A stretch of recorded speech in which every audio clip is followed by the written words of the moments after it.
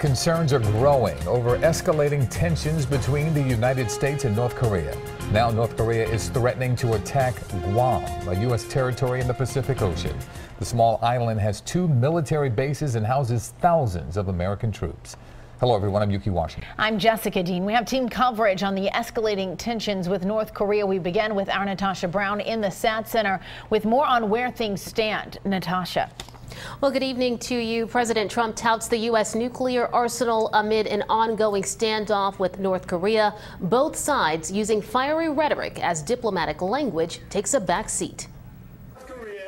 President Trump's warning to North Korea not to threaten the United States was clearly heard in Pyongyang. They will be met with fire and fury like the world has never seen. Within a matter of hours, the communist nation responded. The Army issued a statement saying it is examining plans to make an enveloping fire at the areas around Guam.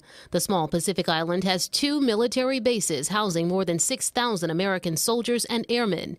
U.S. analysts say North Korea has made a nuclear warhead small enough to fit on top of a ballistic missile, a missile with the potential to travel thousands of miles. It's the goal of the American president to stop North Korea from having an ICBM that can hit America with a nuclear weapon on top. He would go to war to prevent that. On Twitter this morning, President Trump said his first order as president was to renovate and modernize America's nuclear arsenal, and that it is now far stronger and more powerful than ever before. He went on to say he hopes to never use that power.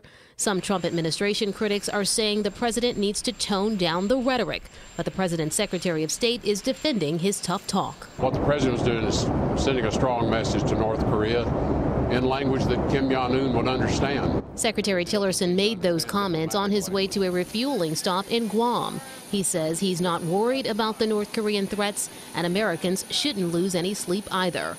Still, Democratic Pennsylvania Congressman Brendan Boyle says diplomatic negotiations with North Korea and Kim Jong-un should be the priority. Assuming he is a rational actor, if we could go into a direct bilateral negotiation and guarantee that we would not pursue regime change, it seems to me that we should give that a shot before we would have to preemptively strike their ICBMs.